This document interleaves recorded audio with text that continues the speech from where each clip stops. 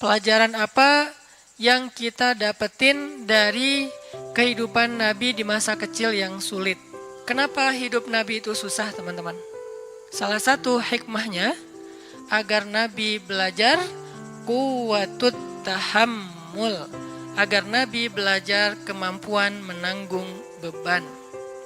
Allah lagi menyekolahkan Nabi dengan sekolah kurikulumnya dari langit. Itulah sebaik-baik sekolah. Ada sekolah formal yang bikin kurikulumnya ulama. Ada sekolah yang disusun oleh saintis ataupun Dignas, pemerintah, sekolah-sekolah umum.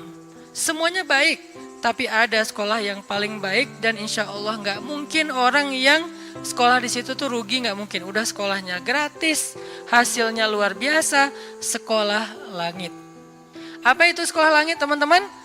Kehendak dan ketentuan Allah dalam kehidupan kita itu adalah sekolah bagi kita. Dari sejak kita kecil, remaja, kemudian menjadi laki-laki, kemudian jadi dewasa, kemudian jadi tua. Itu semuanya ada madrasahnya. Dari kecil kita dilahirkan di mana, oleh orang tua kita siapa, dalam lingkungan apa, kita sedang bersekolah. Kurikulumnya Allah, gimana cara kita mendaftar dalam madrasah langit ini? Caranya iman. Gak ada uang pendaftaran, gak akan dicoret dan di DO gara-gara gak bayar uang SPP, gak ada ujian nasional, gak ada ujian semester. Ujiannya adalah dalam bentuk kehidupan. Dan itulah madrasah kita. Sehingga dalam madrasah itu Allah bukan mau ngasih kita ijazah bertuliskan nilai, angka, tapi Allah mau ngasih kita ijazah dalam bentuk sifat, dalam bentuk kematangan diri, dalam bentuk pemikiran yang dahsyat, yang jenius, yang brilian, yang lurus, yang kritis. Itu hasilnya. Kalau istilahnya ada materi-materi karakter building, ini karakter buildingnya langsung dari Allah yang lebih tahu tentang manusia. Huwa a'lamu bikum idh ansha'akum minal ard wa idh antum ajinnatun fi butuni ummahatikum. Dia lebih tahu tentang kalian, wahai manusia, ketika dia menciptakan kalian dari tanah. Siapa? Adam. Atau ketika kalian berada di dalam rahim ibu-ibu kalian. Siapa? Kita. Huwa a'lamu bikum. Allah lebih tahu tentang kalian. Sehingga yang lebih tahu ini memberi kalian madrasah.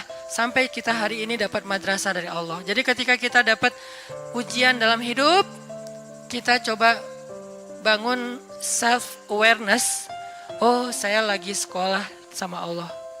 Saya lagi disuruh latihan sama Allah. Latihan apa? Salah satu yang paling gampang adalah belajar quwwatut tahammul, kemampuan mengangkut beban. Terutama buat cowok.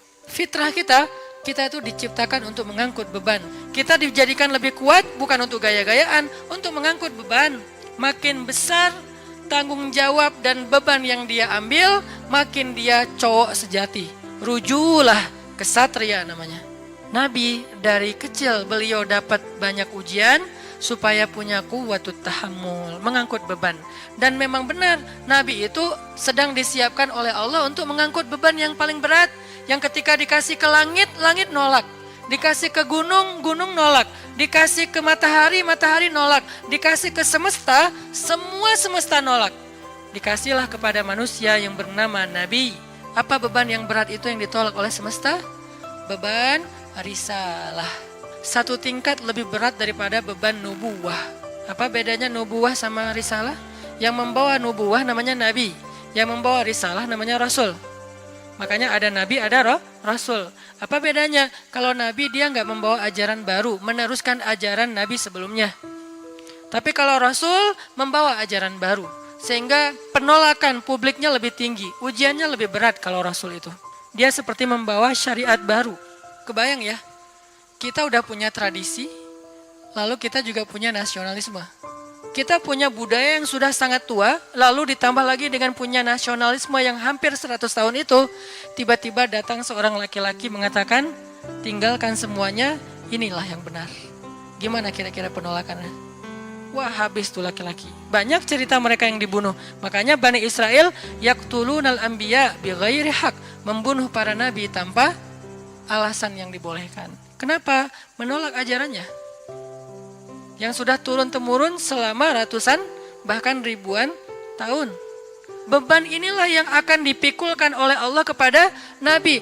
Kenapa risalah itu berat? Risalah itu secara bahasa teman-teman artinya ajaran atau misi. Seorang yang membawa risalah, surat, itu namanya Rasul. Rasul ini bisa bermakna Rasul dari langit, berarti Rasulnya Allah, namanya Rasulullah.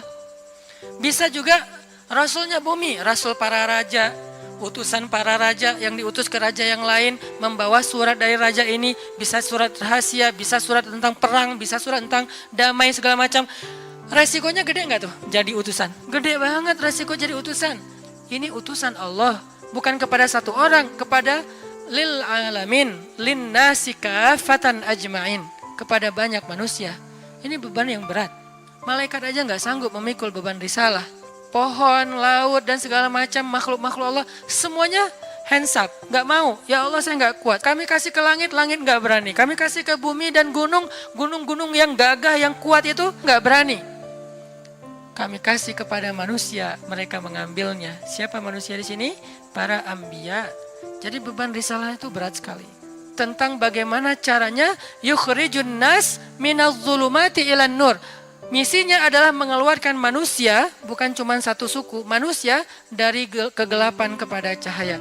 Dan yang paling berat risalahnya, risalah Rasulullah SAW, karena dakwah beliau bukan kepada satu bangsa, tetapi kepada manusia semuanya, bukan satu zaman, tapi sampai hari kiamat.